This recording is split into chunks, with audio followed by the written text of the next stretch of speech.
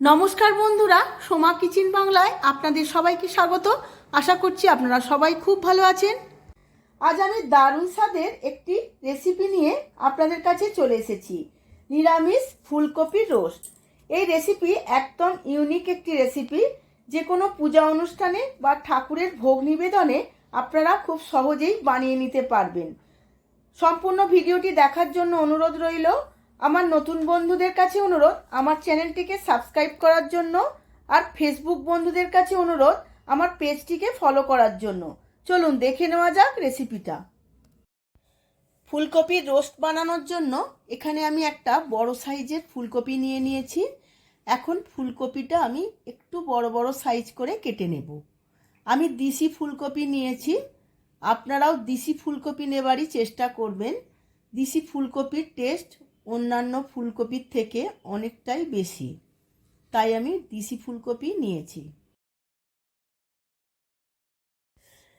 শীতকালে প্রচুর পরিমাণে ফুলকপি আমদানি হয়, কিন্তু সারা বছর স্টোরের ফুলকপিও পাওয়া যায়।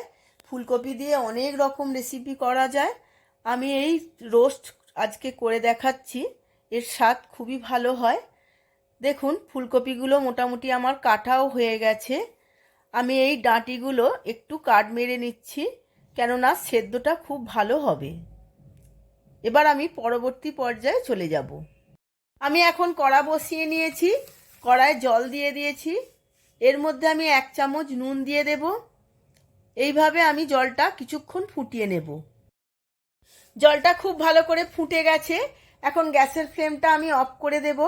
এবার সমস্ত কপিগুলো এই জলের মধ্যে দিয়ে দেব। এইভাবে জলের মধ্যে সব কপিগুলো দিয়ে 10 মিনিট আমি চাপা দিয়ে ভালোভাবে রেখে দেব। কপিগুলো 10 মিনিট জলে ভেজানো হয়ে গেছে। এবার আমি গরম জল থেকে কপিগুলো আস্তে আস্তে সব তুলে নেব। কপির মধ্যে অনেক সময় পোকা থাকে, এই জলে বেরিয়ে যাবে। আবারও আমি কড়া বসিয়ে নিয়েছি, কড়ার মধ্যে আমি 3 চামচ সাদা তেল দিয়ে দিয়েছি।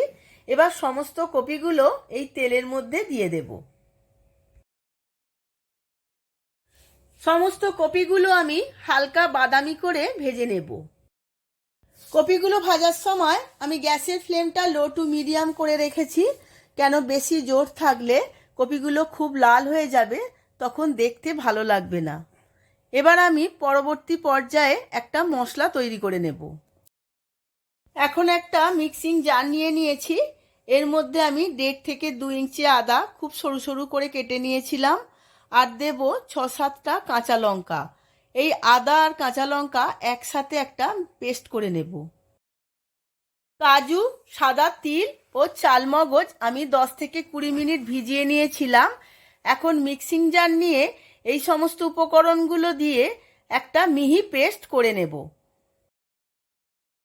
কাজু, সাদা তিল ও চালমগজের একটা মিহি পেস্ট হয়ে গেছে। এর মধ্যে আমি 150 গ্রাম টক দই দিয়ে দেব। সমস্ত উপকরণগুলো আবারও একবার মিক্সিতে ঘুরিয়ে নেব। কপিগুলো আমার হালকা করে ভাজা হয়ে গেছে। এবার আমি তেল থেকে কপিগুলো তুলে নেব।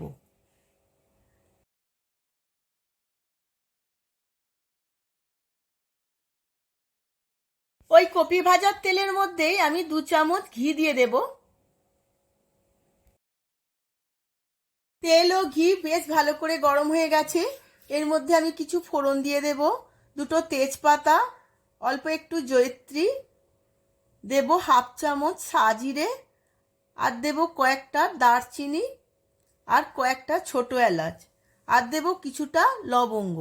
আমি ছোট এলাচের মুখগুলো ভেঙে নিয়েছিলাম, কেন বেশ ভালো করে গন্ধটা বেরোবার জন্য। এবার আমি সমস্ত গরম মশলাগুলো খুব ভালো করে ভেজে নেব।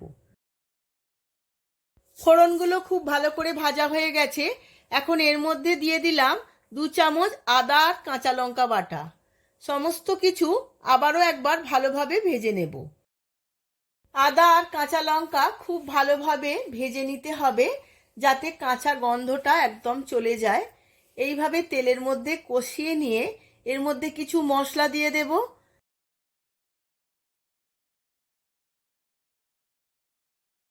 1 চামচ ধনের গুঁড়ো, 1 চামচ জিরের গুঁড়ো,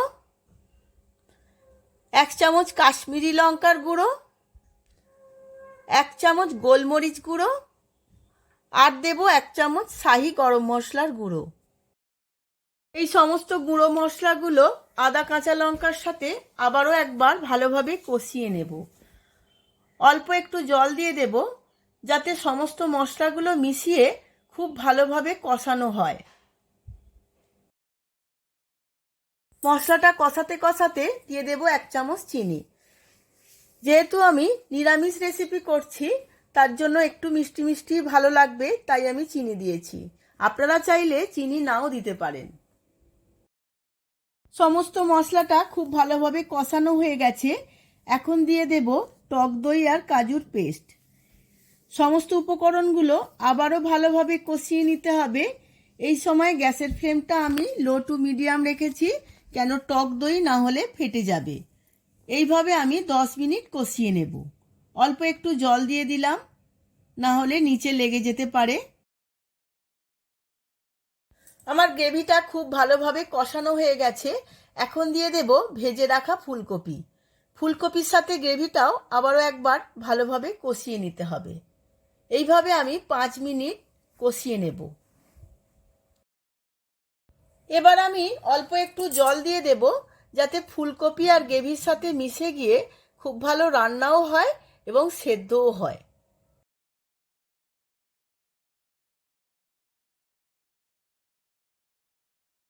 এখন আমি দিয়ে দেব স্বাদ মতো নুন, আর দেব 50 গ্রাম কাজু ও কিশমিশ, যেটা আমি আগে থাকতে ভেজে নিয়েছিলাম।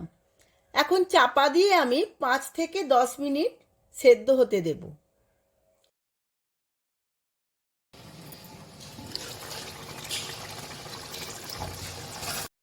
ফুলকপিগুলো খুব ভালো করে সেদ্ধ হয়ে গেছে। এখন আমি দিয়ে দেব উপর থেকে 1 কাপ নারকেলের দুধ। আরও 5 মিনিট আমি চাপা দিয়ে রান্না হতে দেব। ফুলকপির রোস্ট অলমোস্ট রেডি হয়ে গেছে। এবার আমি গ্যাসের ফ্লেমটা অফ করে দেব আর ওপর থেকে 4টে কাঁচা লঙ্কা ছড়িয়ে দেব। আমি সার্ভ করে নিয়েছি। দারুণ দেখতে লাগছে। আপনারাও আমার মতো করে একবার বাড়িতে বানিয়ে ফেলুন। লুচি, পরোটা, পোলাও বা রাইস যে কোনো কিছুর সাথেই সার্ভ করুন না কেন, সবার খুবই ভালো লাগবে। ভিডিওটা যদি ভালো লেগে থাকে ভিডিওটিতে প্রচুর প্রচুর লাইক, শেয়ার, কমেন্ট করবেন। আজ তাহলে আসি, আবার দেখা হবে পরবর্তী ভিডিওতে নতুন কোনো রেসিপি নিয়ে। ধন্যবাদ।